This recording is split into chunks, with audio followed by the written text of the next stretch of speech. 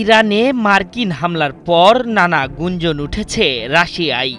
এই উত্তেজনা যে শুধু মধ্যপ্রাচ্যেই সীমাবদ্ধ থাকবে না সেটি ভালোভাবেই আঁচ করেছেন রাশিয়ান সামরিক ও ভূরাজনৈতিক বিশ্লেষকরা। তাদের ধারণা, ইরানে যদি ক্ষমতার পালাবদল হয় তাহলে আমেরিকা ও পশ্চিমাদের পরবর্তী লক্ষ্য হবে রাশিয়া। রাশিয়ার রাষ্ট্রীয় গণমাধ্যম আরটির এক প্রতিবেদনে দাবি করা হয়েছে, অনেকেরই ধারণা তৃতীয় বিশ্বযুদ্ধ হয়তো আমাদের পাশ কাটিয়ে যাবে, কিন্তু তা হবে না। রাশিয়া এরই মধ্যে যুদ্ধে জড়িয়ে গেছে উল্লেখ করে প্রতিবেদনে বলা হয়েছে, আমেরিকাকে থামানো না গেলে পরবর্তীতে রাশিয়াকে লক্ষ্যবস্তু বানাতেও দ্বিধা করবে না তারা। এমনকি এক পর্যায়ে পশ্চিমারা বলতে পারে, ইরানের মতো রাশিয়াকেও পারমাণবিক অস্ত্র রাখার অনুমতি দেওয়া উচিত নয়, অথবা আক্রমণ করার জন্য অন্য কোনো অজুহাত খুঁজবে তারা। সংবাদ মাধ্যমটির ওই প্রতিবেদনে দার্শনিক ও ভূরাজনৈতিক বিশেষজ্ঞ আলেকজান্ডার ডুগিন জোর দিয়ে বলেছেন, ইসরায়েল ও ইউক্রেন একই ভূমিকা পালন করছে।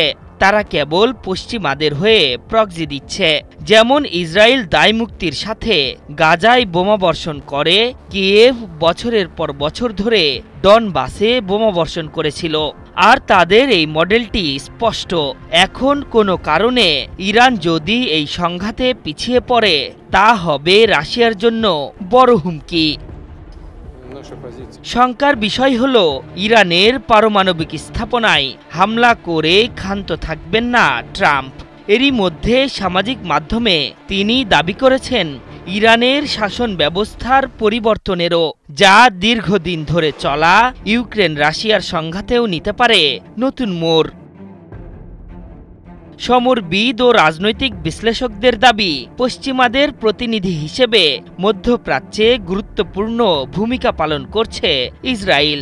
তারা ইতোমধ্যে তাদের লক্ষ্য অর্জনে অনেকটাই সফল, যা ইরানের মিত্র রাশিয়ার জন্য হুমকি বটে। কেননা ইসরায়েল মডেল অনুসরণ করে রাশিয়াতেও হামলা কিংবা সরকার পরিবর্তনে বড় পদক্ষেপ নিতে পারে ওয়াশিংটন। এর প্রধান কারণ হিসেবে ট্রাম্পের মাগা অর্থাৎ make America great again campaign বাস্তবায়নের পথ সুগম করছে। তবে ট্রাম্প যা শুরু করেছেন সেটি ছড়িয়ে পড়লে সেখান থেকে তৃতীয় বিশ্বযুদ্ধের সূচনার আশঙ্কা বিশ্লেষকদের। ওই পরিস্থিতিতে জয় তো দূরের কথা, ফেরারও সম্ভাবনা থাকবে না।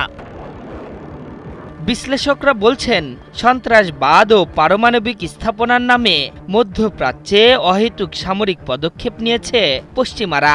ইতোমধ্যে ইরাক, লিবিয়া, সিরিয়ায় তারা সফল হয়েছে, সেখানকার শাসন ব্যবস্থার পরিবর্তন এনেছে। এখন ইরানে নতুন শাসন ব্যবস্থার জন্য উঠে পড়ে লেগেছে ওয়াশিংটন, যা মিত্র দেশ হিসেবে রাশিয়ার জন্য শুধু বার্তাই নয়, হুমকিও।